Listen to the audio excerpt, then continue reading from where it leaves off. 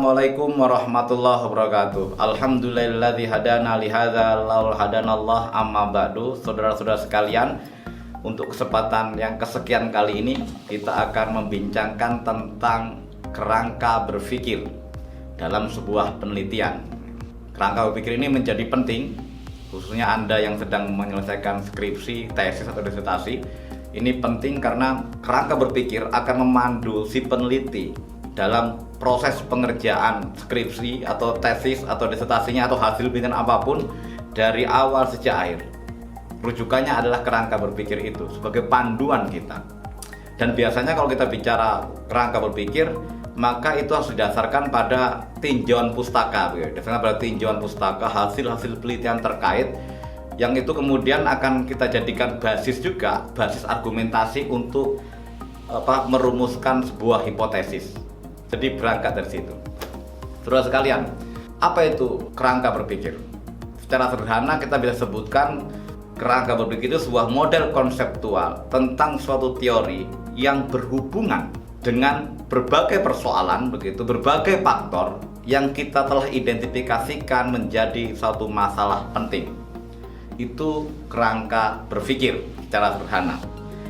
Dari definisi ini berarti kita bisa buat sebuah gambaran bahwa kerangka berpikir merupakan gambaran tentang satu konsep bagaimana suatu variabel memiliki hubungan dengan variabel lainnya. Bagaimana faktor-faktor dalam penelitian tersebut dapat saling berhubungan.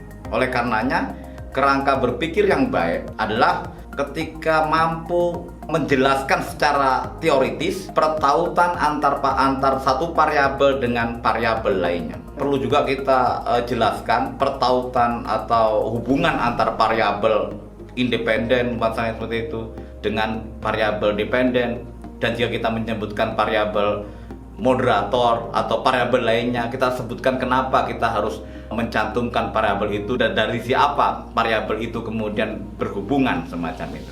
Sekedar contoh, misalkan ada judul penelitian pengaruh media belajar X namanya terhadap hasil belajar peserta didik untuk mata pelajaran bahasa Arab. Dalam statement ini itu kan ada dua variabel ya. Variabel pertama adalah variabel independen dan dependen. Kita kemarin sudah belajar tentang apa itu variabel dan contoh-contohnya, jenis-jenisnya. Maka kalau dalam konteks ini variabel dependennya itu adalah hasil belajar. Kenapa? Karena dia yang dipengaruhi. Kemudian independennya adalah media X. Nah, kalau kita kaitkan dengan tema kita kali ini tentang kerangka berpikir, maka seorang peneliti harus mampu menjelaskan bagaimana ia memiliki pikiran bahwa hasil belajar hasil belajar peserta didik bisa dipengaruhi oleh media X tersebut.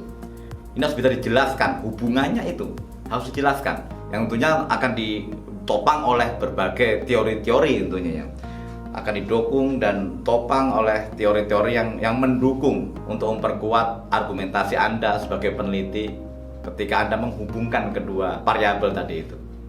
Saudara sekalian, ketika kita sudah tahu tahapan itu, biasanya ini dalam pengamatan saya banyak sekali mahasiswa yang kemudian kesulitan untuk membuat sebuah statement, terutama membedakan antara kerangka berpikir itu sendiri dengan hipotesa. Biasanya saling bertukar Oleh karenanya saya akan berikan contoh keduanya itu untuk memperjelas saja sehingga memudahkan kita untuk membedakan sebelum kita bicara tentang hipotesa di pertemuan berikutnya. Misalkan begini. Saya akan merumuskan kerangka berpikir semacam ini. Jika komitmen kerja tinggi, maka produktivitas lembaga tinggi. Itu kerangka berpikir namanya. Lalu bagaimana diturunkan dalam hipotesa? Hipotesanya bisa dengan pernyataan semacam ini. Ada hubungan yang positif dan signifikan antara komitmen kerja yang tinggi dengan produktivitas kerja. Demikian yang dapat saya sampaikan dalam pertemuan kali ini. Kita akan ketemu untuk tema berikutnya di kesempatan lainnya. Wallahu muwaffiq ila aqwamit thoriq. Assalamualaikum warahmatullahi wabarakatuh.